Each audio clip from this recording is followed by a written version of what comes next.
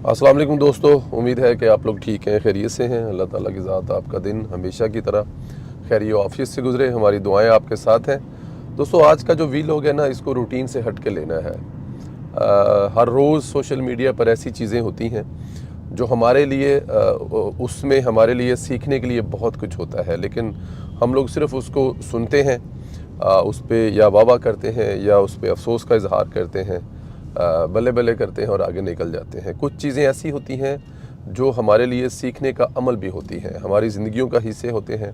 हमारे ख़ानदान में, हमारी फैमिली में, हमारे रिश्तेदारों में, कभी कभार हमारे अपने खून के सगे रिश्तों में भी ऐसी चीज़ें होती हैं जिससे हम बहुत कुछ सीख सकते हैं।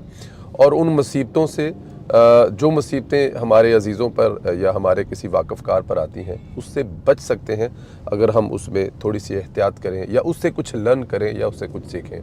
लफ़ज़ इमरान ख़ान, सीखने के लिए इस लफ़ज़ इमरान ख़ान में इतना कुछ है कि बहुत से लोग जो पिछले कुछ लोग 22 साल, कुछ लोग 25 साल, कुछ 30 साल और कुछ लोग पिछले 8-10 साल से इस लफ़ज़ के साथ जुड़े हुए हैं, उनको भी सोचना चाहिए कि क्या इस लफ़ज़ ने हमें कुछ दिया, क्या हमें इससे कुछ मिला। ख़ुद इमरान ख़ान भी शायद ये सोचेगा कि वो क्या कर बैठा है, कि अल्लाह ताला की ज़ात ने उसको सब कुछ दिया, शोहरत दी, पैसा दिया, उसको लाइमलाइट में, मतलब कि उस उम्र से लोग उसको देख रहे हैं जिस उम्र से शायद ख़ुद भी उसको अपने आप पर भी यकीन ना हो। लेकिन क्या वो इंसाफ कर पाया? हाँ, एक हद तक इंसाफ कर पाया। जब तक वो नफ़रत की गेम नहीं खेल रहा था, जब तक वो नफ़रत की सियासत नहीं खेल रहा था, वो सबका मुश्तरका हीरो था। लेकिन जब उसने नफ़रत बेचनी शुरू की, नफ़रत का कारोबार किया, तो उसके बाद वो किसका हीरो रहा? शायद कुछ लोगों का, कुछ मुद्दाहों का, जिनसे उनके कुछ मफाद वाबस्ता थे, लेकिन वो पूरी पाकिस्तानी कौम का हीरो नहीं रहा। तो हमें इमरान ख़ान से, इमरान ख़ान की ज़िंदगी से, इमरान ख़ान से भी सीखना चाहिए। आज का वीलॉग जो है, इसमें हम आपको बताएंगे कि इमरान ख़ान साहब कितने फ्रस्ट्रेशन का शिकार हो चुके हैं। फ्रस्ट्रेशन की हालत ये हो चुकी है कि मसूफ़ ने चंद दिन पहले इसी नफसियाती कैफियत में इलेक्शन कमीशन के अरकान को धमकियाँ दी थी, और इसी हालत में धमकियाँ दी जैसे वो उस वक़्त वज़ीर-ए-आज़म की कुर्सी पर बैठे थे। हालांकि इस वक़्त इमरान ख़ान वज़ीर-ए-आज़म की कुर्सी पर नहीं बैठे थे, वो जेल के एक कैदी थे और मुख्तलिफ़ इल्ज़ामात में वो जेल भुगत रहे थे। लेकिन उनका रवैया वैसे ही था जैसा उनका रवैया बशीर मेमन साहब को ऑर्डर देते हुए था कि मैं तुमसे कह रहा हूँ कि तुम मरियम फ़लाँ जो उन्होंने मरियम बीबी के बारे में नाजीबा अल्फाज कसे, जिसकी वजह से बशीर मेमन जो कि DG था उस वक़्त, उसने हुक्मरान, वक़्त के हुक्मरान वज़ीर-ए-आज़म को उसके दफ्तर में बैठ के उसके सामने गालियाँ निकाली थी। कहा था कि कैसा बदबख्त इंसान है तू, कि तू औरत को गाली निकाल रहा है, तुझे शर्म आनी चाहिए। लेकिन इमरान ख़ान को ना उस वक़्त शर्म आई और ना अभी ये इलेक्शन कमीशन के अरकान को धमकियाँ लगाते गर्म आई। ये नफसियाती ब्रेकअप का इंतहा दर्जे का पॉइंट होता है। इंसान हकीकत में तस्लीम न करने पर राज़ी हो, कि वो तस्लीम नहीं करता कि ये मेरे साथ भी ऐसा हो सकता है। इमरान ख़ान भी हकीकत तस्लीम नहीं कर पा रहा कि इसकी पार्टी ख़त्म हो गई है, यानी party is over. Imran Khan कैसे तस्लीम कर ले, जब उसको बताया जा रहा था, जब वो समझ रहा था कि वो पूरी दुनिया के आलम इस्लाम का लीडर है। देखिए, सऊदी अरब का जहाज़ वो मोहब्बत में दे रहे हैं कि जनाब आप छोड़ें PIA को, इस VIP जहाज़ में अमेरिका का दौरा करें, और उसी जहाज़ में बैठकर सऊदी हुक्मरानों को गालियां निकाल रहा था। वो इमरान ख़ान कहाँ और आज का जेल का इमरान ख़ान कहाँ? तो ये बिलीव करना बड़ा मुश्किल है। इमरान ख़ान जिसके कंट्रोल में सब कुछ था, तारीख़ का ताकतवर तरीन वज़ीर-ए-आज़म था, जिसको दिल चाहता था एजेंसियों के ज़रिए पहले जेल में डलवाता था और फिर केस बनवाता था। तारीख़ का ताकतवर इसलिए कह रहा हूँ कि इससे पहले आज तक किसी वज़ीर-ए-आज़म को मीडिया की, अदलिया की और फ़ौज की इस तरह हमायत हासिल नहीं हुई जिस तरह इमरान ख़ान को हुई है। इसलिए मैं इनको तारीख़ का मजबूत तरीन मतलब वज़ीर-ए-आज़म कह रहा हूँ। पूरा सिस्टम इसके हाथ में था। पहला सिविलियन वज़ीर-ए-आज़म था जिसने सारी अपोजिशन को जेल में डाला। ठीक है, डिक्टेटर डालते हैं, डिक्टेटर्स का कोई इशू नहीं है, लेकिन ये पहला सिविल डिक्टेटर था जिसने सारा कुछ वैसे ही किया जैसा मुशर्रफ करता था, या फिर उसके बाद मुशर्रफ से पहले शायद ज़िया-उल-हक ने भी सब किया था। इस नफसियाती सूरत-ए-हाल में इमरान ख़ान से मुतल्लक एक ख़बर बाहर आई है कि वो जज के सामने ज़ोरो कतार रो पड़े। ये मैंने 2 दफ़ा देखी, लेकिन मैंने इस पर ध्यान नहीं दिया कि शायद सोशल मीडिया वाले ऐसे करते हैं। लेकिन जब मैंने जावेद चौधरी साहब की ये वीलॉग सुना तो ऑथेंटिक है। जावेद चौधरी साहब जो हैं उनके बारे में कभी कभी चले, लेकिन इतना इतना आगे नहीं जा सकते कि इमरान खान साहब के बारे में वो ये दावा करें कि जेल में इमरान खान साहब फूट फूट कर रो पड़ी। जवेद चौधरी बताते हैं इमरान खान नफ्सियाती तौर पर इतना टूट गया है, कल भरी अदालत में ऊंची आवाज़ में फूट फूट कर रोने लग गया। जज घबरा गया, ये क्या हो गया, बहादुर लीडर को कौन सा दौरा पड़ गया है। जेल का अमला भागा भागा गया और टिशू लेके आया। फिर आधे घंटे के लिए रोक दी गई और इमरान खान को तसल्ली दी गई, चुप कराया गया। जब इमरान खान साहब ने रोना शुरू कर दिया तो जज साहब उठकर चैम्बर में चले गए कि जी आप पहले इनको चुप करवाएं, इनको समझाएं, इनको बताएं और उसके बाद फिर हम अगला जो है वो शुरू करते हैं। ये मेरे ख्याल में नॉर्मल बात नहीं है।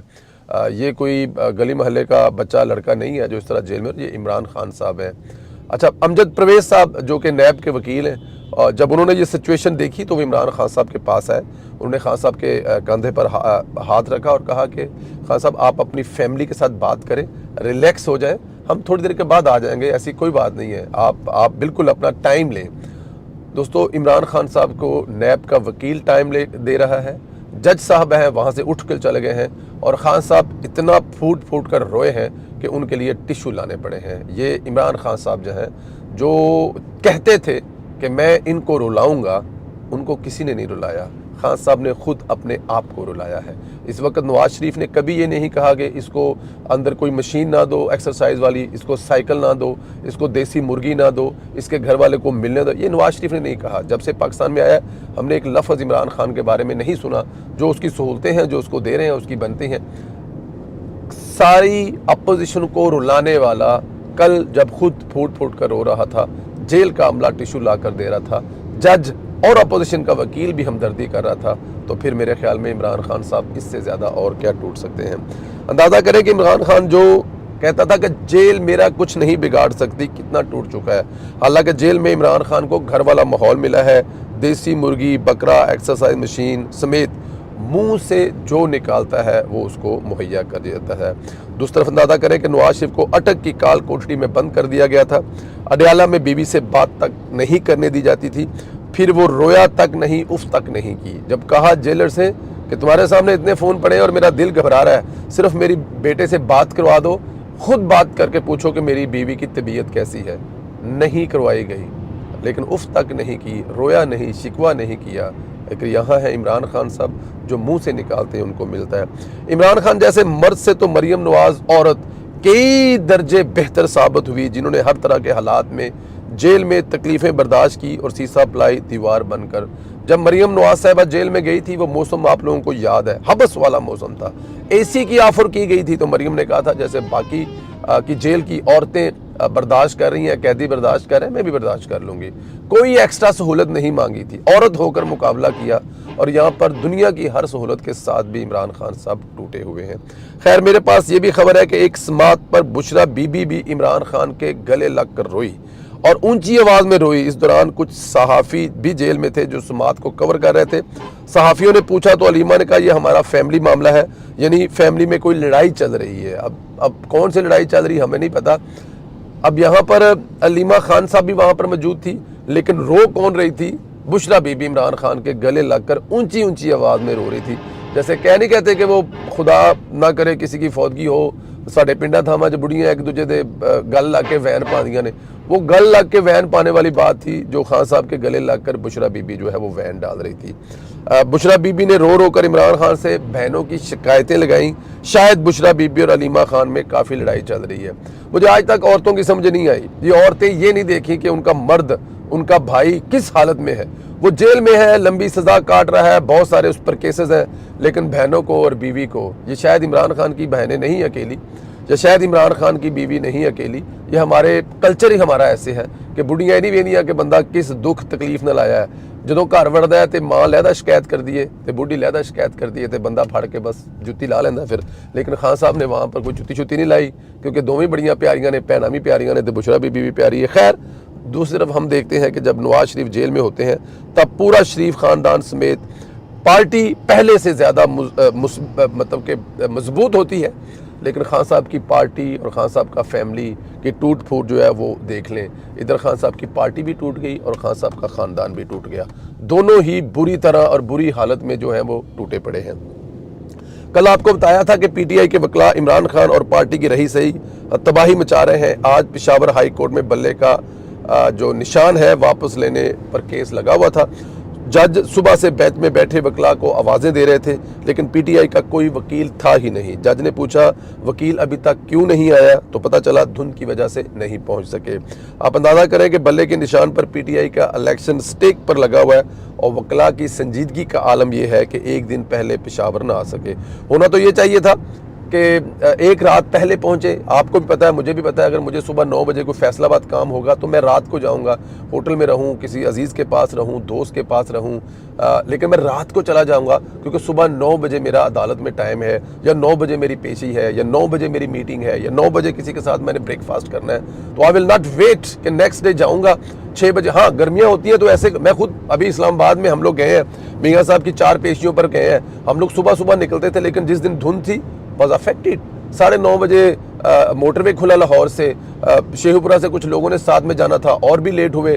2 बजे पेशी थी, good luck by good luck हम पहुंच गए और हमने वो केस अपने कानों से सुन लिया, जिस पे वो मियाँ साहब को जो उस दिन फतह हुई और मियाँ साहब से केस ख़त्म हुआ। लेकिन शायद हमें भी एक रात, लेकिन हम फिर भी पहुंच गए। लेकिन वो 2 बजे था, लेकिन जो सुबह 9 बजे इस्लामाबाद में आपकी हियरिंग हो और आप लाहौर से सुबह फजर की नमाज पढ़ के निकले, मैं पढ़ के निकला हूँ, पहुंचा हूँ, लेकिन उस वक्त धुंध नहीं थी। लेकिन आप ये देखें कि वकला का ये हाल है, इतने सीरियस है कि इमरान खान साहब का केस, सबसे अहम केस बल्ले का निशान, कोई फिक्र नहीं है, बस सब अपनी अपनी खाक। अजहर सिद्दीक समेत इमरान खान के कई वकीलों ने यूथियों को बेवकूफ़ बनाने के दावे किए हैं जी। इमरान खान 15 जनवरी को रात 7 बजे से पहले रहा हो जाएंगे, तब से यूथिये उल्टा डांस कर रहे हैं। लेकिन आज पुलिस ने इमरान खान को 9 मई के पहले केस और जीएच को हमला केस में बतौर मास्टरमाइंड गिरफ्तारी डाल दी है। इंसदाद दहशतगर्दी की अदालत ने पुलिस को इमरान खान से जेल में तफ्तीश की भी इजाज़त दे दी है। वाज़िया कर दूँ कि 9 मई से मुतल्लक अदारों के पास नाकाबिले तरदीद मवाद मौजूद सामने आया है। इमरान खान की तो ऑडियो वीडियो मौजूद है, जिससे साबित होता है कि 9 मई के सानहे के पीछे एक ही शख्स है जिसका नाम है इमरान खान। इससे वो जितना मर्जी भाग लें, जहां मर्जी जा लें, लेकिन ये इमरान खान साहब जो है, इस केस से इनकी जान नहीं छूटने वाली। उसकी रीज़न ये है कि इस केस में सिर्फ और सिर्फ इमरान खान की मर्जी के अलावा ये कोई कुछ कर सकता ही नहीं था, और कोई करने कैसे कुछ जुर्रत कर सकता है। आज कुछ दिनों से कुछ वीडियोस जो है वो काफ़ी रिलीज़ हो रही हैं। आज मैंने एक वीडियो देखी जिसमें जीएच के पर कुछ लोग हमला कर रहे थे। मैं हैरान था, परेशान था। इसको बाकायदा तौर पे बगावत कहा जाता है। आप कैसे अपने फौज के हेडक्वार्टर पर हमला कर सकते हैं? और ये हो ही नहीं सकता कि इन लोगों को पहले ट्रेनिंग ना दी गई हो, इन लोगों को पहले जहन साजी ना की गई हो। क्या नवाज शरीफ के वर्कर ने तो आज तक ऐसा नहीं किया? नवाज शरीफ के लीडरों पर बहुत बड़ा एतराज़ था, जिसमें एतराज़ करने वाले हम लोग भी शामिल थे, कि एयरपोर्ट पर मरियम नवाज और नवाज शरीफ को लेने के लिए अंदर एयरपोर्ट की बिल्डिंग में ख्वाजा आसफ साहब और जो शहबाज साहब क्यों नहीं पहुंचे? खुदा ना करे वो वहां पर पहुंचते तो क्या होता? क्या आप नवाज शरीफ को और मरियम नवाज को वहां से ज़बरदस्ती छुड़ा के लेके आ सकते थे? अगर ले भी आते तो आपको पेश करना पड़ा था, आपको सज़ा हुई थी। कानून का एहतराम किया, रोका उनको, बातें सही, पार्टी के अंदर बहुत सारे लोगों की तनकीद सही, लेकिन किसी बड़े हादसे से बचा लिया। लेकिन यहाँ इमरान खान के लोग और इमरान खान की पार्टी ने जो किया, देखिए आप अपने ही मुल्क के खिलाफ ये तोड़ कर पूरी दुनिया में, क्या पाकिस्तान की फौज के खिलाफ बगावत होगी है। हम लोग अफ्रीका के ममालिक में तो ये सुनते हैं, साउथ अमेरिका के ममालिक में तो सुनते हैं, क्या पाकिस्तान में भी ऐसा हो गया? मुझे कल रात को एक वाकया सुनाया जब मियाँ मोहम्मद नवाज शरीफ साहब जो थे, उनके कू हुआ मुशर्रफ के दौर में, तो जो फौज है उन्होंने, जाहिर है ब्रिगेड आई, वो ब्रिगेडियर साहब का मैं नाम नहीं लूँगा, अब यहाँ मुनासिब नहीं है, लेकिन वो खैर सबको पता होगा, लेकिन मैं फिर भी नाम नहीं लूँगा। वो ब्रिगेडियर साहब जब आए, जब मियाँ साहब के साथ थे, ड्यूटी पर थे, उन्होंने फौजियों से कहा कि जो भी आगे आएगा मैं भून के रख दूंगा, आगे कोई नहीं आना चाहिए, खबरदार किसी ने आने की जुर्रत की। लेकिन उसके बाद जब फौज ने पीछे इतला दी तो उन्होंने कहा कोई बात नहीं, ब्रिगेडियर को बिठा दो, पकड़ लो ब्रिगेडियर को, लम्हा पा दो जरा रास्ते जा रहे हैं। फौज के सिपाहियों ने ब्रिगेडियर को पकड़ा, मारा, पीटा, और जब मियाँ साहब के साथ वो ब्रिगेडियर साहब जेल में थे, तो मियाँ साहब ने कहा यार देखो तुम्हारी ड्यूटी क्या थी? तुम्हारी ड्यूटी मेरे साथ नहीं थी, तुम्हारी ड्यूटी फौज के साथ थी, तुम्हें ये नहीं करना चाहिए था। सब तुम्हें फ़ौज की बात, अपने अदारे की बात माननी चाहिए थी। मेरा तो तुम्हें ऐसा कोई हुक्म भी नहीं था। तुम्हें अपनी फ़ौज में अपने, ये होता है कानून, ये होता है लीडर जो फौजी को भी समझा रहा है कि नहीं, तुम्हें मेरी तरफदारी नहीं करनी चाहिए थी क्योंकि तुम मुलाजिम फौज के हो, तुम्हें फौज के साथ खड़ा होना चाहिए था। लेकिन यहाँ पर इमरान खान साहब है, वो फौजियों को भी कह रहे हैं। शहबाज गिल की वो तकरीर याद है ना, जिसमें उन्होंने जूनियर फौजियों को अपने सीनियर फौजियों के खिलाफ भड़काया था कि निकलो बाहर और इबरत निशान बना दो। खैर एनी हाउ, अल्लाह ताला की ज़ात आपको हिफ्ज़ अमान में रखे। सबक है बहुत बड़ा इमरान खान की स्टोरी में, इमरान खान की ज़िंदगी में हमारे लिए, कि ताकत का जो ताकत है वो खुदा की ज़ात के पास है, और अगर खुदा की ज़ात आपको थोड़ी बहुत दे दे तो उसको इतना इस्तेमाल करें और उसको इस हद तक ना ले जाएं कि वो आपके लिए वबाल जान बन जाए। जिस तरह इमरान खान साहब को आज नहीं तो ये कल मानना पड़ेगा कि इमरान खान साहब की भी पार्टी भी ख़त्म है, और खुदा ना करे उनकी घरेलू ज़िंदगी और बहनों के साथ तलकात भी ख़त्म हो। अपना ख्याल रखें, इजाज़त दें। चैनल को ज़रूर सब्सक्राइब करें, बेल आइकन को भी प्रेस करें और जो फेसबुक का पेज है सोशल मीडिया टॉक शो 1, उसको ज़रूर फॉलो करें। खुदा हाफिज़ दोस्तों।